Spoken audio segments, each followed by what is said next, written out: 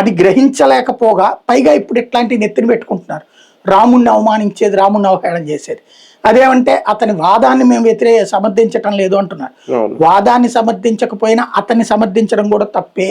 ఆయన అతను ఏ కోణంలో సమర్థిస్తున్నారు అంటే అరెస్ట్ చేస్తే మేము సపోర్ట్ చేస్తాం. అతను ఏం చేశాడు? రేపు పొద్దున హఫీజ్ సయ్యద్ తీవ్ర దావూద్ ఇబ్రహీం అరెస్ట్ చేసినా కూడా పొరపాటు వాళ్ళు ఆంధ్రాలో దొరికారు అనుకోండి, ఆంధ్రాలో దొరికి ఎట్లా అరెస్ట్ చేసేస్తారు వాళ్ళని?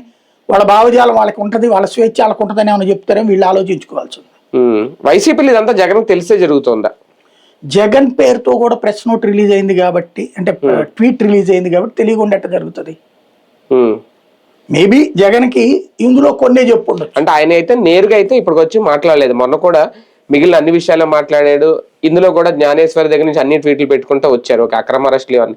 అంటే ఈయన పేరెత్తి అయితే మాట్లాడింది లేదు ఇక్కడి వరకు. అంటే ఇది వైసీపీలో ఒక వర్గం ఏమైనా తొందరపడిందా, లేదంటే కేంద్ర పార్టీ కార్యాలయం నుంచి వచ్చిందా? స్టాండ్ అయితే తీసుకోకపోకుండా వీళ్ళేం గబక్కన మాట్లాడరు. నాకు తెలిసి, నాకు అర్థమైనంత వరకు వల్ల మాత్రం పార్టీ వాళ్ళు ఇదే నేను చెప్పినట్టు బాబు ఎవరిని అరెస్ట్ చేయించినా సరే వాళ్ళని మనం వెనకేసుకురావాలనే ఒక కొత్త టెండెన్సీలోకి వెళ్తున్నారు. ఇప్పుడు సిఐ నాగరాజుని అరెస్ట్ చేశారు, నాగరాజుకి మద్దతు ఇస్తారు వీళ్ళు. అతను కూడా అరెస్ట్ చేశారు కదా, అది కొత్తగా అది కూడా అంటున్నారు. మొన్న అంబటి రాంబాబు నాగరాజుని అక్రమంగా అరెస్ట్ చేశారు, అరెస్ట్ అసలు వాళ్ళని చేయాలని.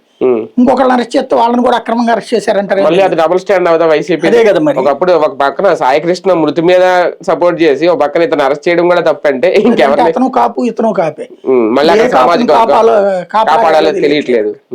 అదే అంటోంది. మనం సాధారణంగా ఏంటంటే మీకు ఇదివరకటి రోజుల్లో అంటే